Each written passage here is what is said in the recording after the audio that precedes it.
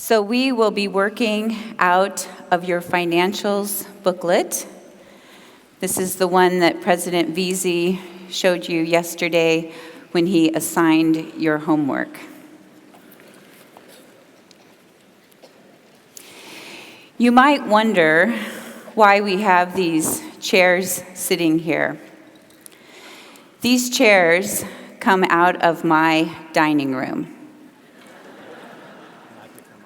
And Steve picked them up and transported them here.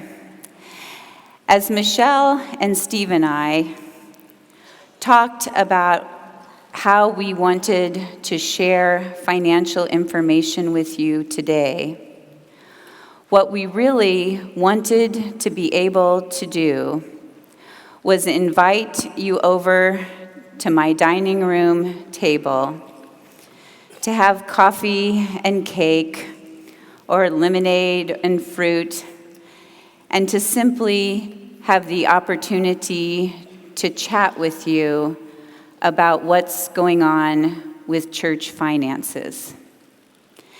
As people whose primary language is numbers, which wasn't an option, we know that describing numerical circumstances can sometimes be very difficult to understand. So we are going to do our very best to provide you an overview of what's in the financial report. And as President Veazey said, we will then provide opportunity, probably after lunch. We want to make sure you're fed, to allow you to ask questions and to provide answers.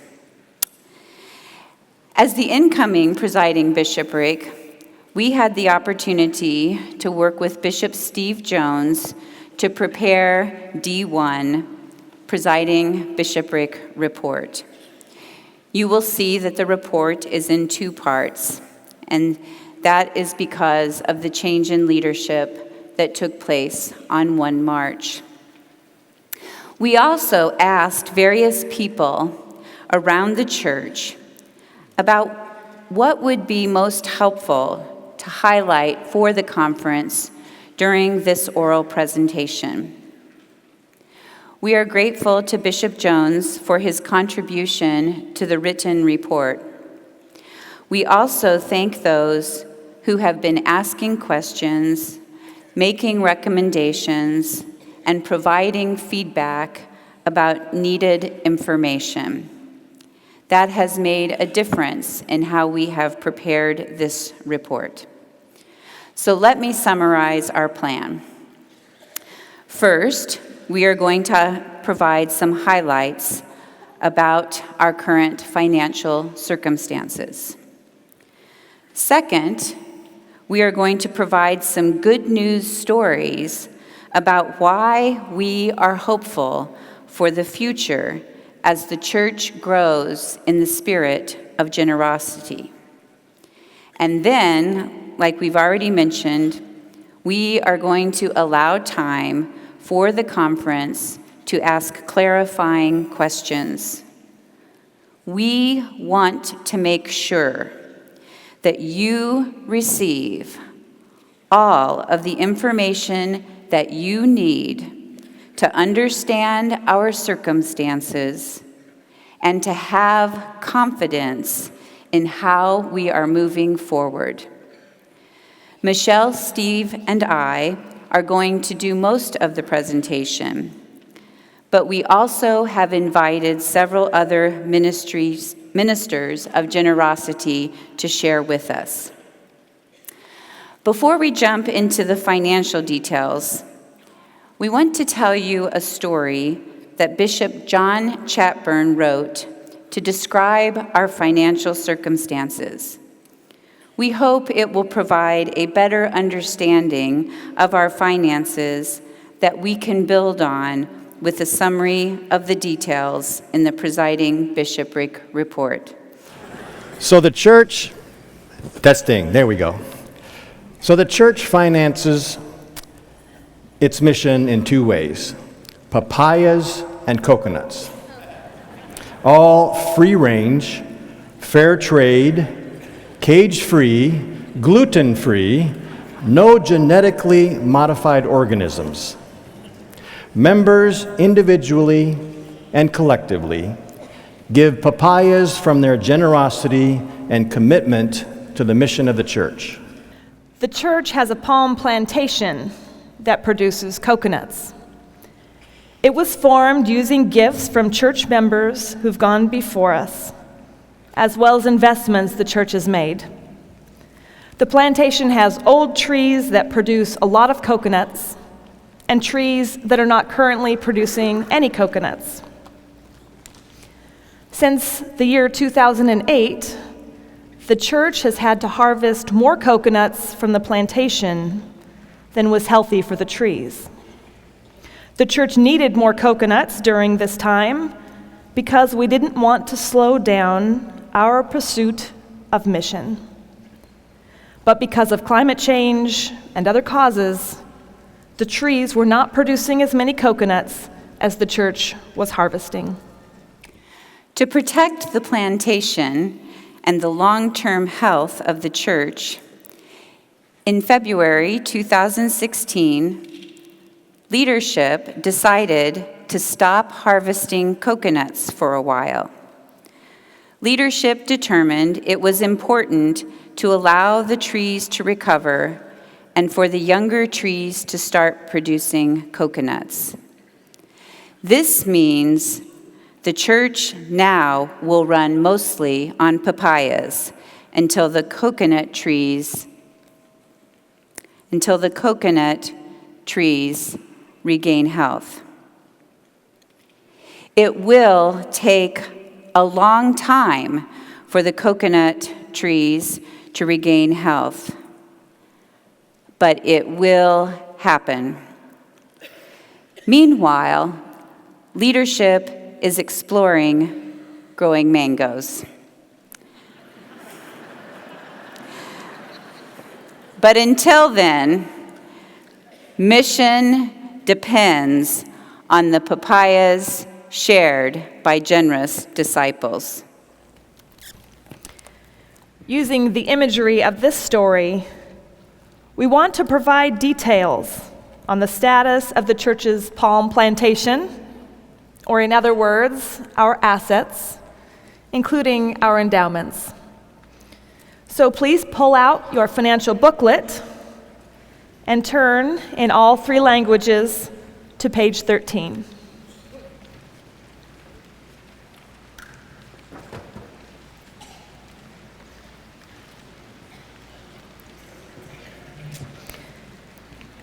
You'll see 2 pie charts that show assets by major category and real estate and equipment.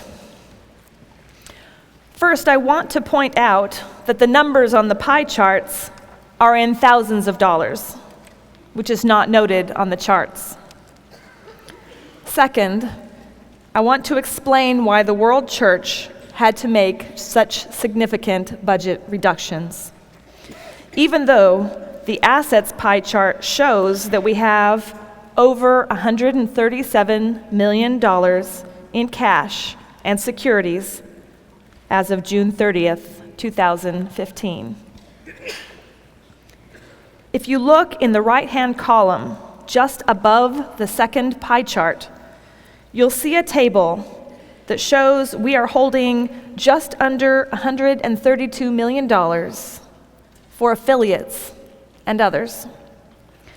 These are the funds we hold for congregations, mission centers, campgrounds, and affiliates in the affiliate investment pool. These marketable securities are legally part of the World Church's assets, but are not available for us to use in support of the worldwide mission budget. Once you remove the funds held for others, you can see that the majority of the World Church's assets are in investment real estate. Now, please turn to page 14.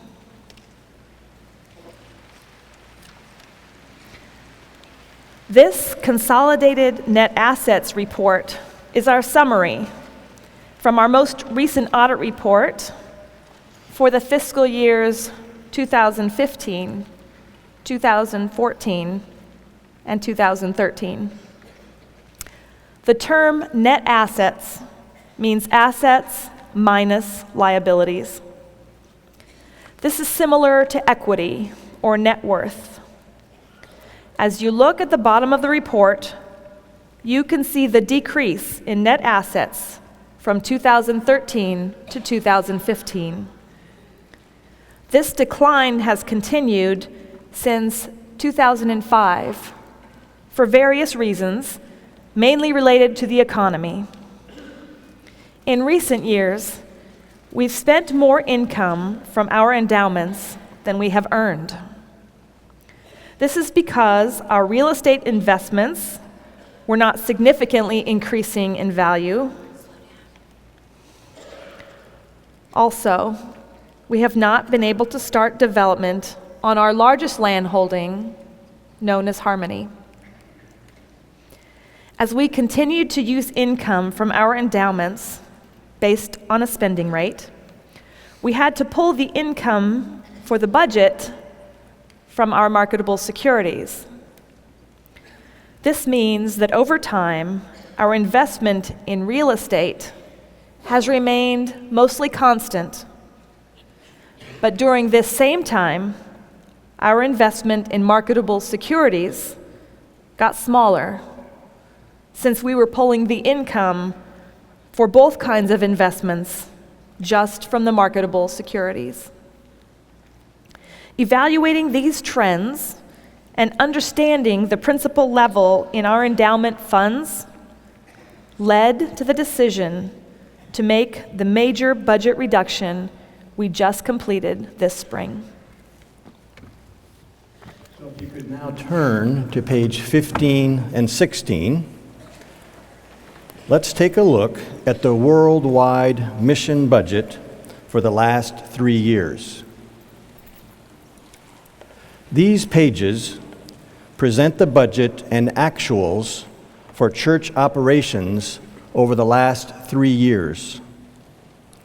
You can see the budget was balanced each year as the budgeted income equaled the budgeted expenses. You will notice the significant income that was being used from the church's palm plantation, meaning our endowments, reserves, and other sources. In February 2016, we determined we no longer could use income from our endowments and reserves because the balances were in investment real estate and the principal levels were very low. We will not be able to use income from our endowments for some time while we allow our endowment balances to grow by liquidating investment real estate and investing back into marketable securities. The good news is that we have managed within our budget. We also started to decrease spending in fiscal year 2015 when we recognized that budget cuts were necessary. Now, let's take a look at the balance in our two main endowments. Please turn to pages 17 through 19.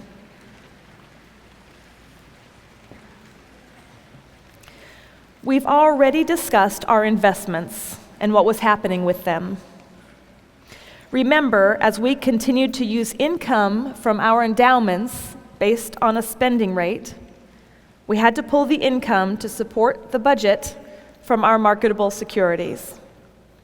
This means that over time, our investment in real estate has remained mostly constant, but during this same time, our investment in marketable securities got smaller, since we were pulling the income for both investments just from marketable securities. This is why, if you look at the bottom of the two reports on pages 18 and 19, you'll see our net assets in each of these endowments have been declining. Remembering John's story, this means we were using more coconuts than the plantation could produce. This is why we have stopped planning on income from our endowments. As you review these reports, I want to explain two terms. First, you'll notice the words permanently restricted on pages 17 and 19. These balances come from generous disciples. We manage and oversee them. Other funds, designated by the World Conference or the Presiding Bishopric, can be moved at the request of the body that made the designation. Together, these are the principal levels that we have referred to in other financial communications. For each fund, you'll also see a line named Accumulated Earnings. These lines include both investment earnings and losses, as well as any expenses funded from the endowment.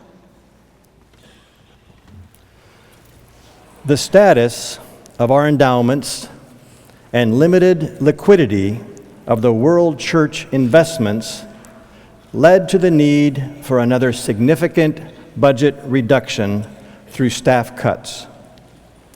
As we announced the plan for reductions, several in the church asked what it would take to avoid staff reductions. Once the presiding bishopric explained what would help, people started to submit tithing plans with one-time contributions and ongoing commitments. If you could turn to page 22, you will see the 3-year budget projection model made possible by the generous response of the church. We will present this model to the June 2016 World Church Finance Board for critical review and approval of the fiscal year 2017 budget. The budget projections presented in Resolution D3, Worldwide Mission Budget Projections, which the conference will consider later, are based on this 3-year budget projection model. I'd like to invite Bishop Case Compier to share specifically about how we are gaining momentum with Abolish Poverty and Suffering. Case has many roles. One of his areas of responsibility is overseeing the oblation program for the presiding bishopric. So moving forward, so that is much better now. This is a good place to be.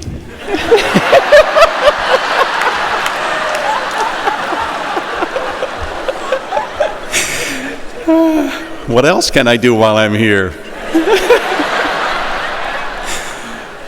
So moving forward, our budgets include all income from worldwide mission tithes, including what has traditionally been known as oblation and what we now refer to as abolish poverty and suffering.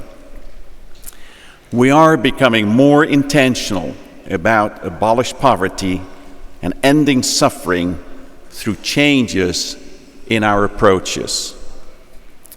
Our aim will be more focused on helping people help themselves. So the fiscal year 2016 budget and the budgets in the 3-year budget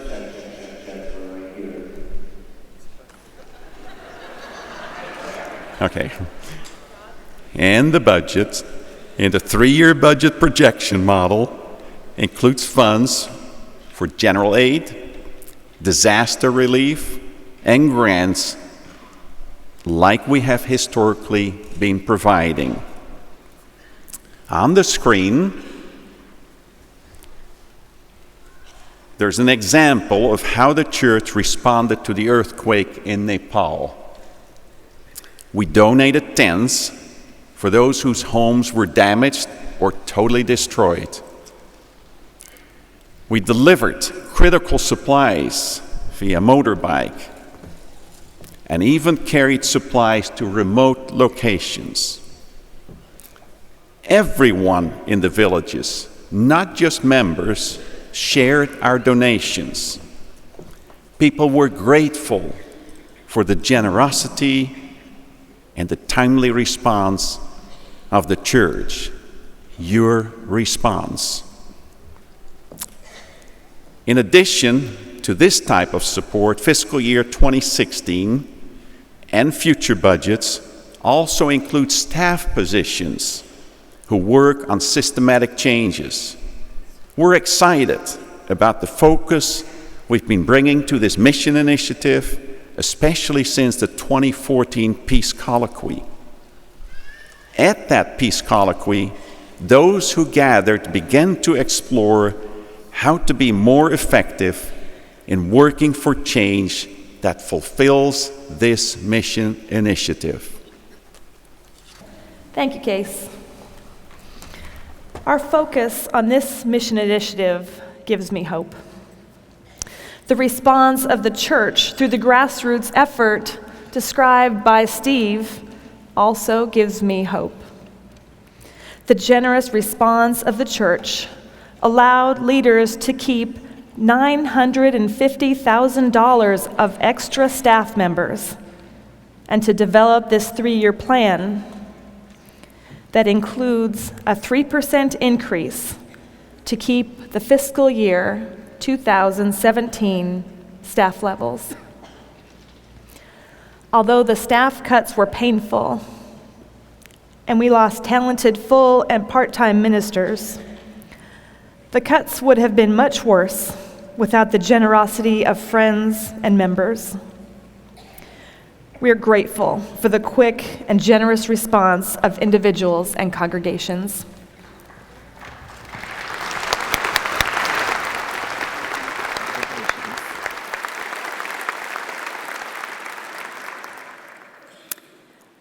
We know this last year has been very difficult for the church as we have experienced 2 significant downsizings.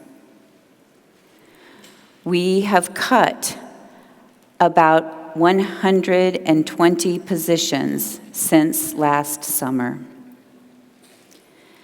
This has hurt individuals, families, and the mission of the church. The confusion and discouragement over our financial circumstances has lessened trust in leadership. We apologize for all of these circumstances and commit to apply lessons learned.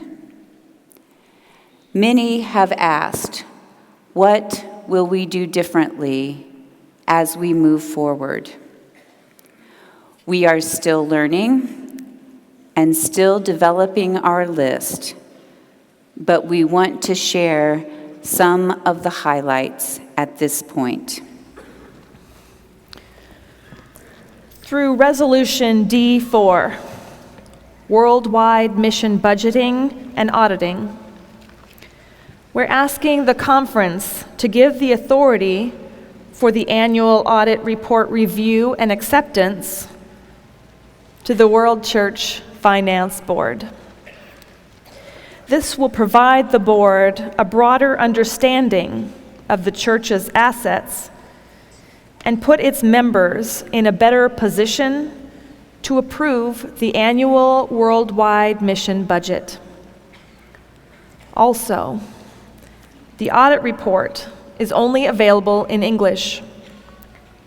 Because it is written by an independent audit firm, we are not authorized to translate it. However, at the Finance Board, we will have more time to supplement the written report with a verbal explanation in the 3 languages of the Church. We hope the conference will support this resolution. At the same time, we want the whole Church to have access to the audit report each year, so we're posting it online. As mentioned in the Presiding Bishopric report, the fiscal year 2015, 2014, and 2013 audit reports are all available on the church's website. We will continue to liquidate the investment real estate in an efficient and effective way that maximizes returns. In English and in Spanish, please turn to page 23, and in French, page 25. I want to call your attention to the questions and answers section that begins here. Please look at questions 1 through 4. Over the last 6 months, we have provided information about our largest investment real estate holding, which is called Harmony.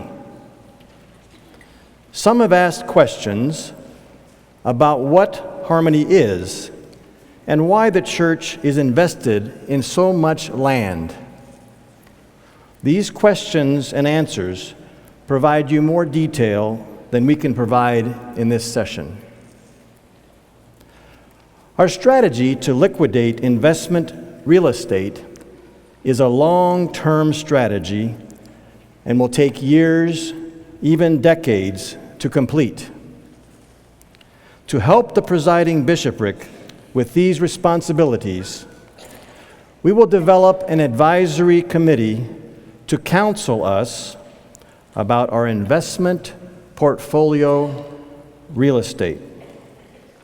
We also will provide the investment committee with periodic updates of what is happening with our real estate investments and seek guidance.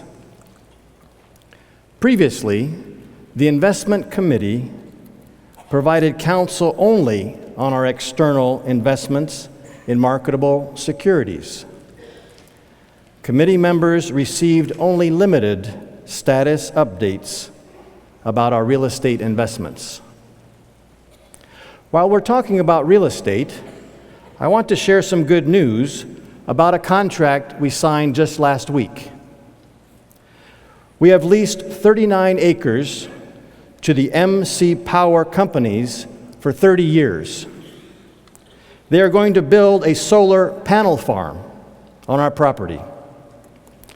This is great news because it helps us support alternative forms of energy as stewards of the earth. It also uses a section of Harmony that was not usable or in planning for other building projects.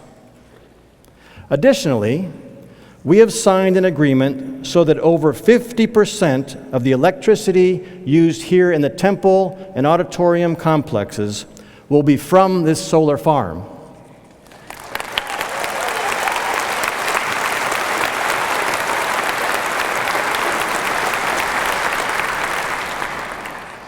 Again, this makes us more green, and it will save us utility expenses over the life of the contract. As we have explained previously, in fiscal year 2017, which will begin on 1 July 2016, we are not planning on significant income from our endowments. The lesson learned is that we will not apply spending rates to endowments and reserves that are invested in non-liquid assets. We will evaluate the balances on all endowments every year and purposefully monitor the principal so as not to intentionally spend it further down. However, we want the conference to hear that over the coming years, the rise and fall in the value of our real estate may cause the principal levels in our endowments to decline further. We will report this status each year to the World Church Finance Board and the Investment Committee, and this information will be made available to the church through the annual audit report available online. We also want to assure our retirees and the church that we commit to funding our retirement obligations. The church's plan for funding these liabilities includes the pension trust, which is invested in marketable securities and real estate. The pension trust is a separate legal entity from the church, and its assets are not commingled with other church assets. The funding for pension liabilities also includes ongoing support from the church's annual budget. It is an acceptable business practice to not fully fund the liabilities of a defined benefit plan at a particular time.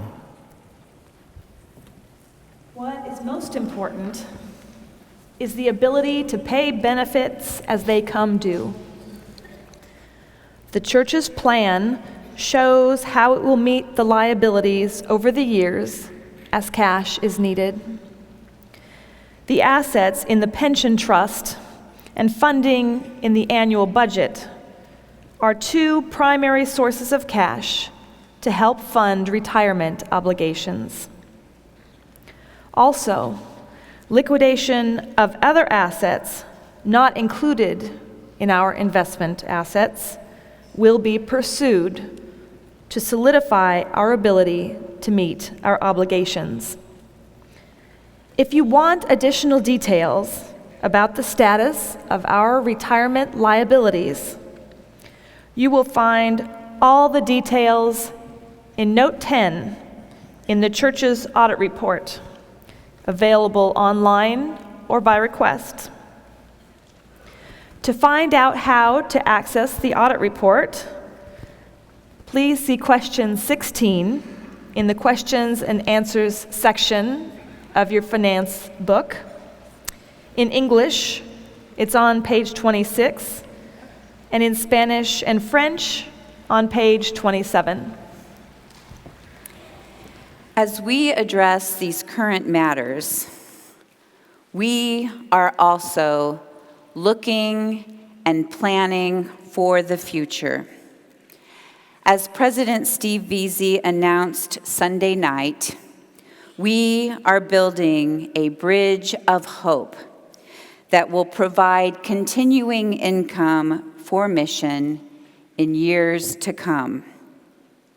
Returning to John's story, we now are looking to grow those mangoes. We are starting the Worldwide Mission Endowment and the Canadian Reserve.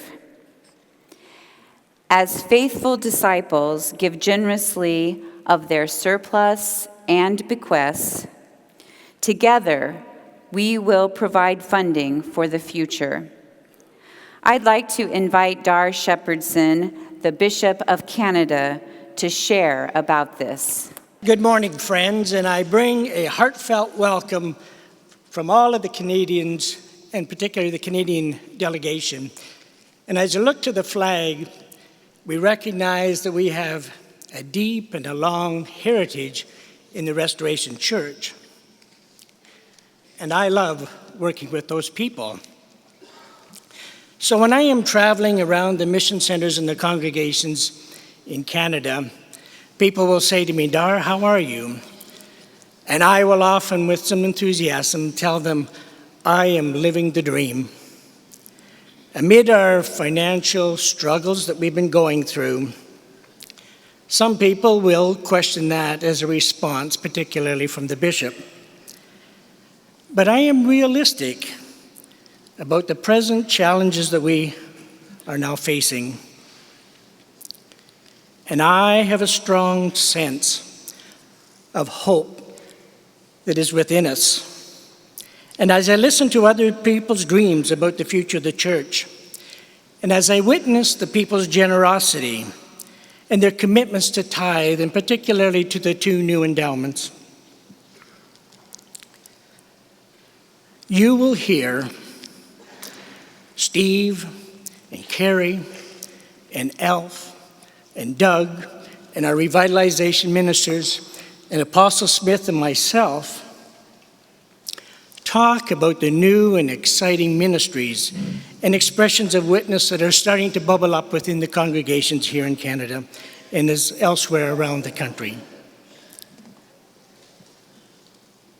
As the Spirit touches the lives of our people, they are to compel to share what they have to help mission happen. And so for all of these reasons and these exciting things that are beginning to happen, I can tell you without hesitation that I and you will be living that dream.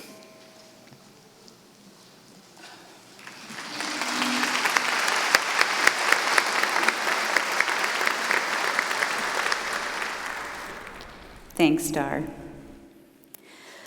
Like Dar, I am tremendously hopeful about the future. But for now, papayas, or worldwide mission ties, are what's going to fund mission. So we have developed a budget plan based on incoming cash, mostly from worldwide mission ties. This means that strengthening and growing our contributor base is important. However, more important is sharing our witness and to others and inviting them to come live Christ's mission as part of our community. Money follows mission. And when people are excited and passionate about the transformation of lives they are experiencing, tithing will flow. And so, the Presiding Bishopric is committed to support our colleagues in the Council of 12 as the apostles provide focus on witness, invitation, and finding our true capacity to live mission. You may have noticed that our reports on page 6, if you turn to page 6, about worldwide contributors and contributions are woefully inadequate. In previous years' reports, we attempted to estimate the number of contributors in various parts of the world. Estimating in this manner no longer serves a useful purpose in addressing the church's financial needs, nor does it honor the faithful commitment of members. Estimating these important numbers is not good enough. We can do better. The information provided in the report does, though, present a starting place. What you see in the report is what we have in the official records of the church. They are not estimates. We know this underreports the number of actual contributors and the number of contributing congregations. Our commitment in the Presiding Bishopric is to implement procedures and systems for both receiving and accurately recording worldwide mission tithes. And it begins with a new assumption. In the past, it was often assumed that our members in less affluent areas of the world lacked sufficient resources to support local ministries, let alone the worldwide mission. Clearly, this was and is an inaccurate thought. We have all heard and continue to hear the testimonies of persons in all circumstances of life giving to support worldwide mission. We have learned as a church that capacity to give exists with every and for every disciple.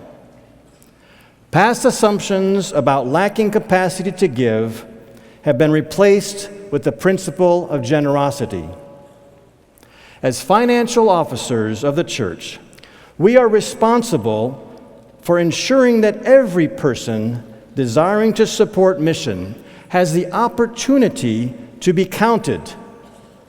We will do better.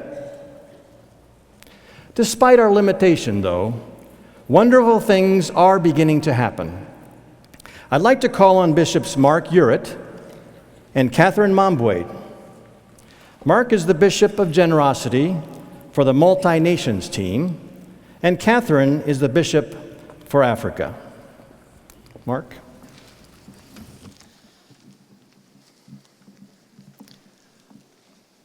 I want to be counted. I want to help make a difference. I have heard these words regularly over the past several years in my role as multi-nations bishop. People from all circumstances of life want to give to advance the mission of the church. Giving to support mission is a simple task for many of us in affluent nations where we receive envelopes and can designate our offerings. However, it is not so easy a task for the entire church, including more than 15,000 members in India.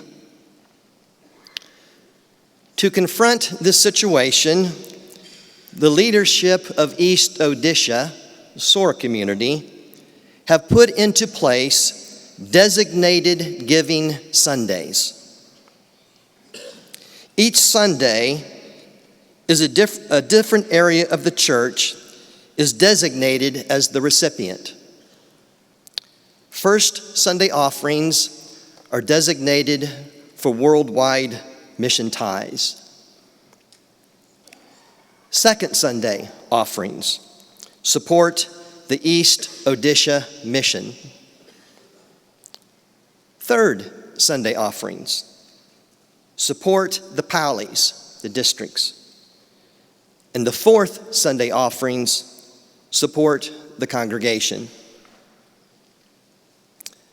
From the Caribbean to Africa, from Asia to the Americas, from the islands of the Pacific across the globe, Community of Christ members are finding creative ways to give tithes to support worldwide mission. For them, the mission initiatives have become more than words. They have become a critical part of our identity. They give because they want to be counted among those who sacrifice for Community of Christ. They give because they believe they can make a difference.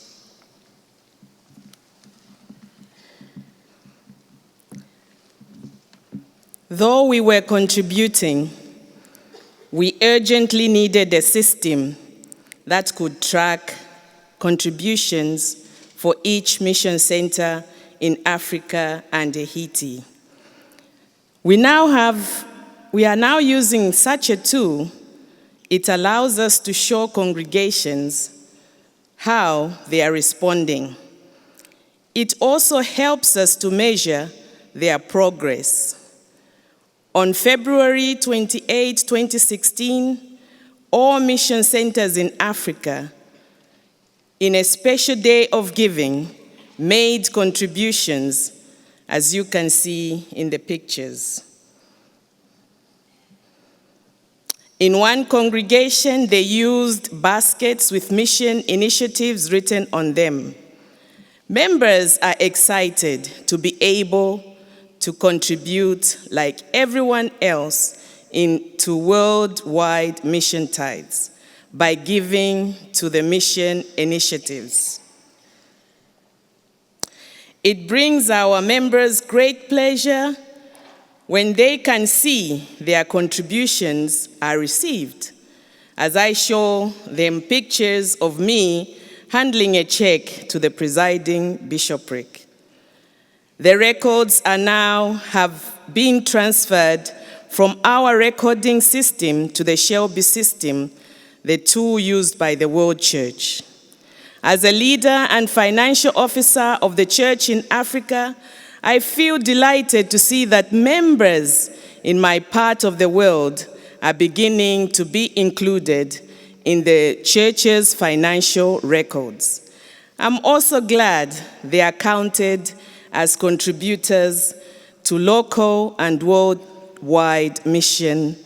Thank you.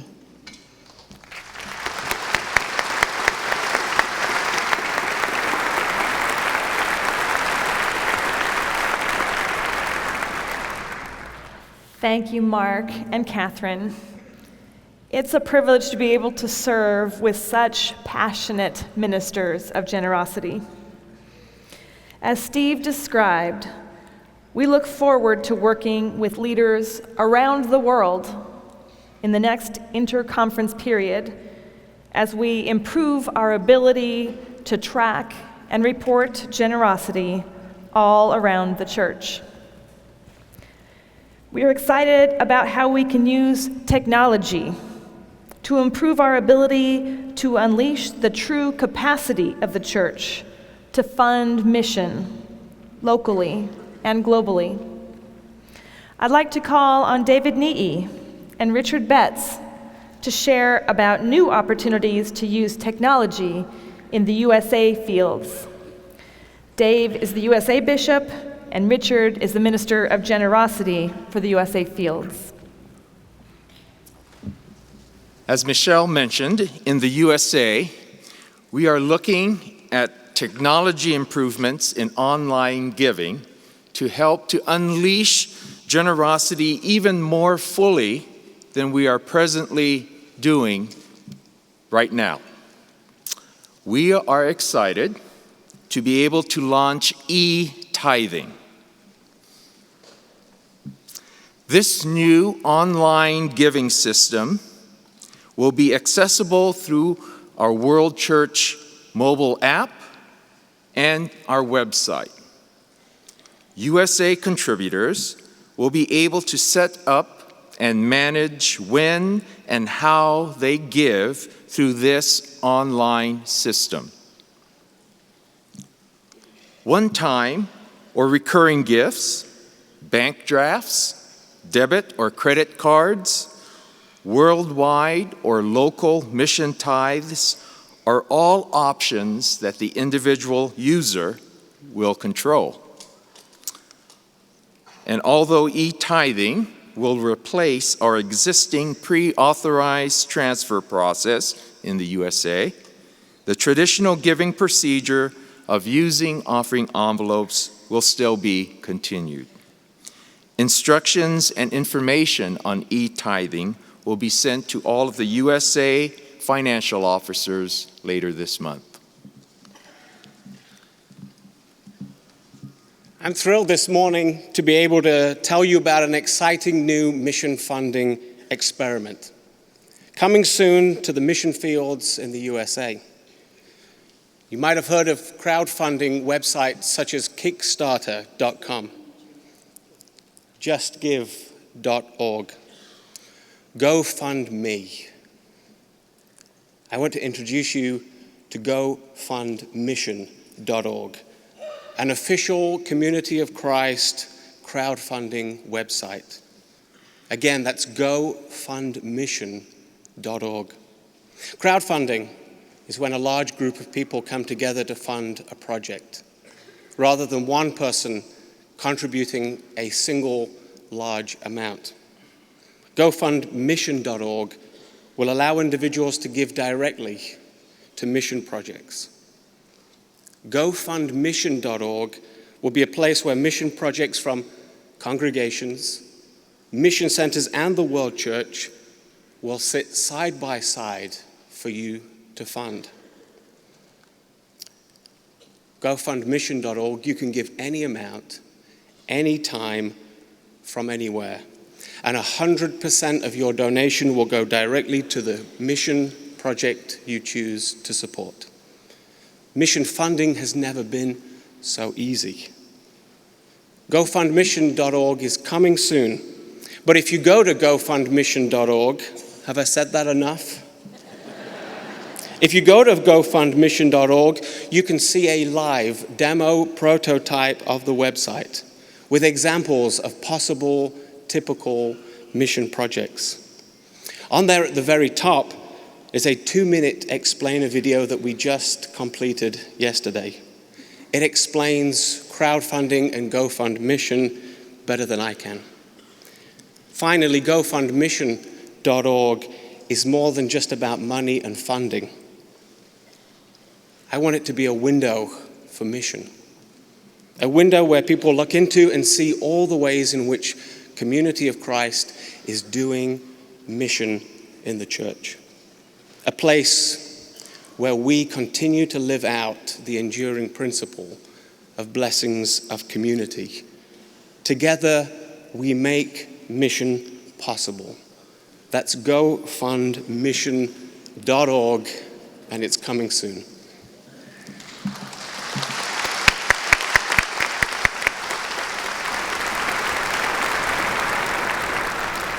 Thank you, David and Richard.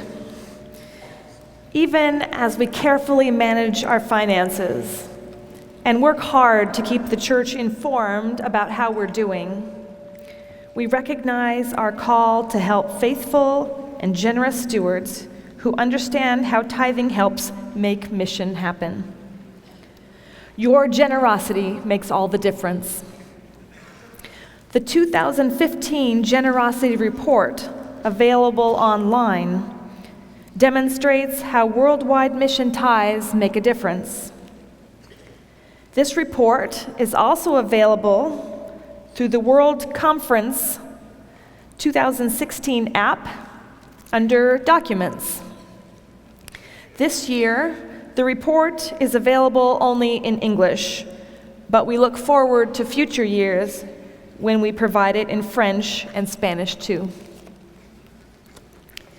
This report contains examples of how the church is living the 5 mission initiatives with the support of worldwide mission tithes.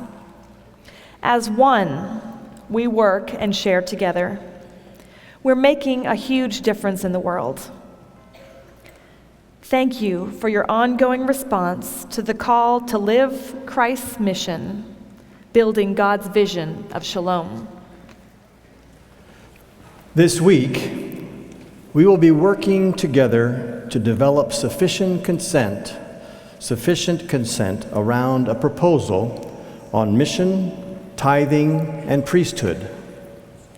We are hopeful that the conference will be able to find common ground as we move through the common consent process.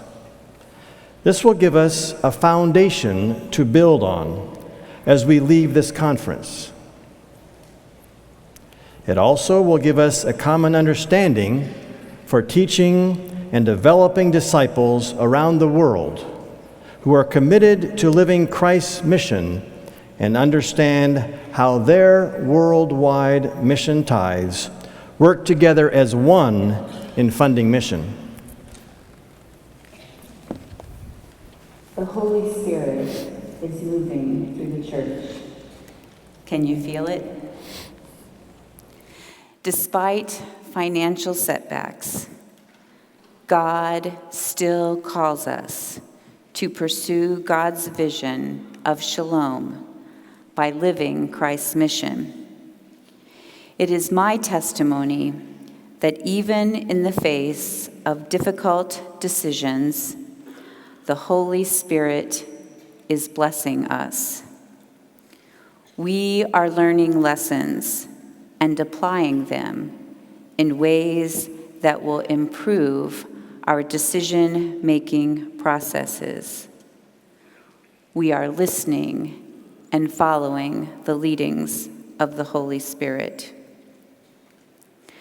We hope that the written and oral Presiding Bishopric report provide you a clearer understanding of the Church's financial state, the way forward, and why there is reason to live in hope.